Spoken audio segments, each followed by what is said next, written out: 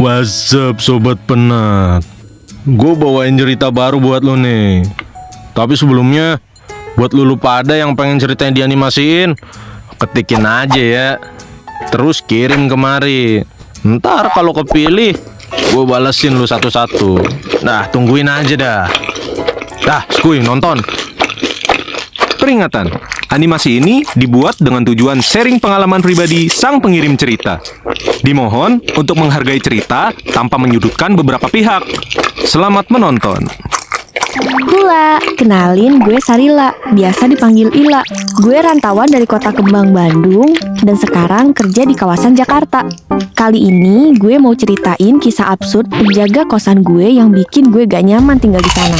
Padahal udah kayak second home gitu deh itu kosan. Sebenarnya gue nyaman-nyaman aja ngekos di sini. Yang punya kosan itu bapak-bapak. Beliau baik banget. Semua yang gue mau disediain biar nyaman. Kosannya juga murah sih menurut gue dengan fasilitas yang oke. Setelah deal, gue langsung bayar 2 bulan. Kesepakatannya emang gitu, karena kamar gue kasurnya diganti spring bednya sama yang baru. Model kosannya kayak rumah, tapi nggak ada pagarnya. Jadi kalau buka pintu tuh langsung ketemu halaman yang lumayan luas. Bisa buat parkir motor dan mobil anak-anak kosan. Tapi langsung kesambung sama jalan gang gitu. Jadi kosan ini kan pakai AC, ventilasinya tuh rapet gitu. Otomatis kalau pintunya ditutup jadi agak gelap kan. Ya gue nggak ada masalah sih dengan hal itu. Toh bisa nyalain lampu ini kan. Nah ini, masalah mulai muncul dari hari pertama ngekos di sini. Gue baru tahu kalau pengurus kosan ini tuh bukan si pemiliknya, tapi ada penjaganya gitu. Si mas penjaga kosan ini namanya Tony. Dia udah berkeluarga. Dan dia tinggal di belakang kosan gue sama keluarganya gitu. Gue nggak tahu sih kesibukannya apa selain ngejaga kosan. Tapi kalau malam, dia sama istrinya jualan nasi soto sama rawon di depan kosan gue. Bener-bener buka pintu, udah langsung dagangannya deh. Gue udah dikira penjualnya saking tepat di depan kamar gue. Ada beberapa hal yang bener-bener bikin gue jengkel dan kesal sama kelakuannya. Pertama, setiap gue ngejemur pakaian, mas penjaga sama istrinya ribut minta ampun. Mereka ngegedor-gedor pintu kosan gue cuman ngasih tahu kalau ada pakaian gue di jemuran. Ya kan namanya juga ngejemur, masa di dalam kamar? Kan masih basah juga baru gue jemur. Yang ngeselinnya lagi, bisa 1 jam sekali dia ngegedor-gedor sampai akhirnya gue ambil tuh pakaian. Yang kedua, tiap kali dia dagang, meja sama kursinya kan tepat di depan pintu kosan gue ya. Jadi tiap gue mau keluar tuh susah. Mana berisi kalau banyak pelanggan yang datang. Yang ketiga, gilanya dia pernah bikin hajatan gitu sampai ngeblokade jalan keluar gue. Terpantau-terpantek lah gue seharian di kosan. Terpantau-terpantek. Terjebak lah gue seharian di kosan. Keempat, mereka sering banget ngeributin gue yang nyalain lampu terus-terusan. Katanya harusnya bisa hemat listrik. Padahal gue cuma hidupin lampu di malam hari. Sabtu Minggu juga gue jalan di kosan. Kelima, dia sering nyalahin gue yang nyalain keran subuh-subuh karena mereka masih tidur. Katanya keberisikan sampai kamar dia. Padahal jauh banget cuy. Dia di belakang kosan gue. Kan gue juga mau ibadah ya, masa gue tayamum? Terakhir, dia gak segan-segan sewatin gue di depan pelanggannya. Terus pelanggannya juga malah ketawa-ketawa sampai bikin gue malu. Dan hal ini terjadi berulang-ulang kali. Gue sebenarnya masih sabar aja, males ngeributin, plus kasihan karena mikirnya mereka orang kecil. Toh nanti juga capek sendiri pikir gue. Pas hari Minggu, gue baru balik dari CFD. Baru beli makanan dan mau makan di depan kosan yang banyak banget sama barang mereka. Terus tiba-tiba mas penjaga kosan nyamperin sambil ribut-ribut. Itu lampu terus-terusan kamu nyalain ya? Itu listrik bayarnya pakai duit bukan pakai daun. Seketika gue langsung gak selera makan. Gue jelasin baik-baik ke masnya. Saya cuma hidupin malam doang mas. Saya kan kerja.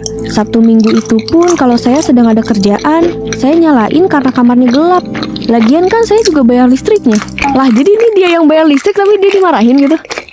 Ih topik banget anjir. Tapi masnya ngeyel. Halah, wong kamu hidupin terus harian kok. Tahu saya. Dan bla bla bla bla. Sampai gue gak sanggup dengerin lagi. Gue langsung masuk ke kosan dan gue banting pintu kosan gue di depan mas penjaga kos. Langsung gue telepon pemilik kos dan ngasih tahu semua yang dilakuin si penjaga kos ke gue. Gue emosi dan gak terima digituin berulang-ulang. Gak nyaman, asli. Mas penjaga kos mempermasalahkan gue yang hidupin lampu dari malam sampai pagi. Lah, kalau gue mau tidur dengan lampu menyala, kenapa harus dikomplain? Kosannya siang aja gelap, kebayang dong kalau malam udah kayak apa.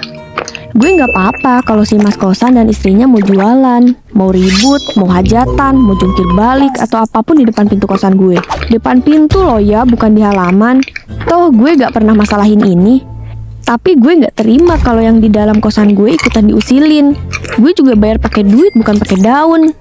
Dan jeng-jeng, pemilik kosannya datang. Terus marahin penjaga kos ini yang ternyata dia dikasih 1 kamar gratis sama si pemilik. Dengan syarat ngejaga aja dan gak ganggu anak kosan yang nyewa. Pemilik kosan berkali-kali minta maaf ke gue.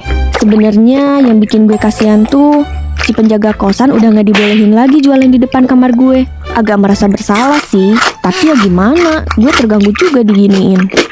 Harusnya kalau udah dibaikin, gak dipermasalahin dia begini-begitu, ya jangan cari masalah gitu.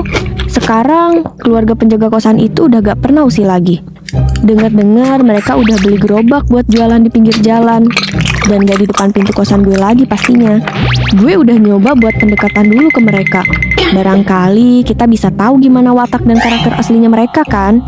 Siapa tahu dari interaksi yang lebih santai, mereka jadi lebih terbuka. Dan gue bisa melihat sisi mereka yang lainnya. Gue coba jajan nasi soto dagangan mereka. Ya paling kurang ada 3 kali seminggu. Walaupun udah kenyang karena udah makan di luar sebenarnya. Tapi gue lihat momennya pas aja gitu, jadi beli deh.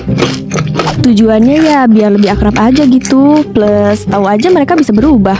Minimal introspeksi dengan apa yang mereka lakuin ke gue gitu. Tapi ternyata tabiatnya gak berubah. Mereka tetap nunjukin sikap yang sama. Ya kayaknya sih emang udah jadi sifat asli mereka. Prinsip gue kalau gue diusik jangan harap lo bisa hahaha ya. Pesan gue, bersabar memang hal yang baik, tapi harus dihadapi dengan tegas perilaku yang mengganggu. Apalagi mengambil hak pribadi, biar lingkungan jadi lebih kondusif dan harmonis, anjay. Apa sih? Itu ada anjay. Sampai di sini akhir cerita gue. Bye-bye.